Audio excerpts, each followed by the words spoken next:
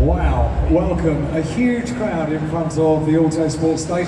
It's almost like, we've got both McLaren drivers here today. And it's absolutely fantastic that we have, and we'll get to chat to both of them. First of all, it would be really nice to have a big British welcome to a new British driver on the Formula One grid in 2019. McLaren driver, Lando Norris. There you go. That's what you can look forward to at Silverstone, Lando. It's nice, isn't it? It's very nice, yeah. It's amazing, your journey. I was hosting, I'm going to bring you back down to earth now. I was hosting last night the dinner, the awards dinner for the Ginetta Championships. And it came up in conversation that only 4 years ago you were driving in the Ginetta Junior Championship. It's been quite a journey, hasn't it? It's been an awesome journey. From being in Ginetta, probably being like around this height. You were. I was taller than you, and I'm not taller than most people. I struggled to get onto the chair. From being there and dreaming of Formula One to being here today, alongside Carlos, alongside everyone at McLaren, it's awesome. But it's all the hard work, everything's paid off, and it's been worth it. It's when we see it on the outside, we say it's an amazing journey. 4 years from Ginetta Juniors to being on the Formula One grid. What people maybe don't see is the amount of work that goes on behind the scenes. You have done an awful lot of driving in an awful lot of countries, circuits around the world. There's been a huge amount crammed into that time, hasn't there? There's been, at some points too much. You give up a lot of things from normal life. You go away traveling all the time, constant testing, racing, all these things which, although it's completely worth it, and in the end of the day, it's paid off, and I'm in Formula One. You do miss, the normal things of life. I bet, yeah. Being home with the family, dogs, cats, whatever. So, but it's, you have to get used to the change over time. Get busier and busier. But we still get time off. We still got time to go home, say hello to everyone, and enjoy life. There will be, I'm sure, a lot of various landmarks in your racing career that you can pick out as highlights. From the outside looking in, I guess one of those highlights was all of a sudden when you were able to drive as a teammate to two-time world champion Fernando Alonso. That was quite unexpected initially. There was never really much of a plan to go and do a completely different race to what I normally have done. But then to be alongside Fernando, it was the first time, although I had worked a bit with Fernando in Formula One, in terms of me being at the racetracks, being in the debriefs. Yep. I never worked with him. And this is my first time I really got to see from a Formula One driver, two-time world champion, how he approaches the race weekends, how much effort and hard work he puts into everything.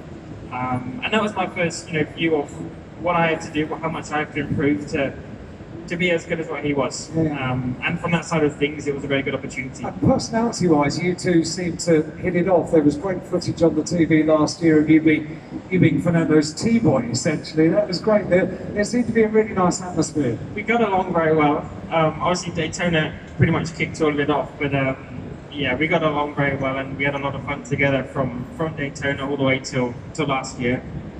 Not so fun being the T-boy in the team, but it's worth it. I make new friends, meet new people, so it's a worth. It was great, actually. About an hour ago, we were able to reacquaint you with a couple of the cars from your history. There was a great photo opportunity, thanks to United Autosports and to Ginetta as well. We had the car from Daytona and your Ginetta Junior car as well. What was that like, seeing the cars again? Well, especially the Ginetta, it was good to see. It's been 4 years, you said, since I was in Ginetta, and that was my first year of car racing. So to see my car, I don't think it's the exact same car, because my steering wheel was a lot closer. It looks my like pedals it. were a lot closer. It's made to look like it. But to see my car and the LMP2 car, it's good to have the memories. I think there's a lot of times where I watch some of the races still, touring cars, some of the races I was in, and it's definitely good to have those memories and to see how far I've come and everyone around me has come since then. Seeing the progression is pretty awesome. McLaren is a pretty amazing organisation, isn't it? We see the Formula One team, we see the customer programme for McLaren racing around the world. It's an incredible company to be part of, isn't it? It's something since anyone would have seen racing, whether it's GTs or Formula One. Everyone at some point, probably maybe not everyone, most people like McLaren, and I think a lot of people, especially myself, dream of being part of McLaren. And every time I walk into the factory, it's just I don't know how to explain it, but every time you walk in, it's such a cool place. You know how much history is within the team, the drivers who have raced for them, and how hard everyone works to want them to be back to championship winning race winning ways.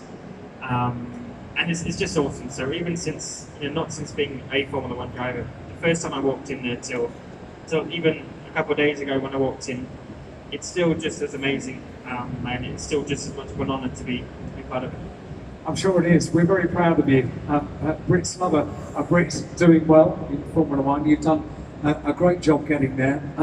The only thing is you have to kind of now temper your expectations before a season, because the way you've started racing seasons year after year after year is going in with the idea that you will win the championship at the end of the year, and you've won a lot of championships. Now you know that this is really a 5-year plan to get McLaren back to where we expect McLaren to be. So you have to attack the start of this year in a totally different way, don't you? I think anytime it's Formula One, it's going to have to be different. Whether they were winning championships, it still would have been a very different approach. I would have had to learn a lot of different things. But luckily I've been in a position to be able to win championships, win the races that I have done in the past. But by no means am I disappointed that I'm going to Formula One and I might not be able to do it in the first season. I'm not disappointed. I'm still very happy, just to be in Formula One. So, of course, with the bonus of being with McLaren, having Carlos as a teammate, everyone around. But something that always makes a driver happier, and the reason they almost won a race is to win.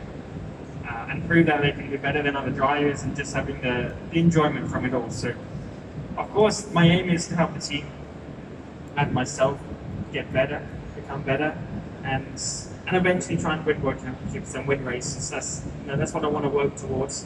And like you said, it's not going to be 1 year. It might not be 2 years. It could be 5. Hopefully, my career is that long, or I can make it to there. But it's a hard world, and it's tough motorsport. So it's not a click of the fingers and everything's perfect. There's a lot of hard work and time that needs to go into improving everything. If you put that hard work in, Lando, you've done an exceptional job. We wish you the very best. I think we can't wait for Silverstone and the home crowd. Ladies and gentlemen, a new British driver on the grid in Formula One World Championship in 2019, Lando Norris. Thank you. And Lando, mention his teammate, also new to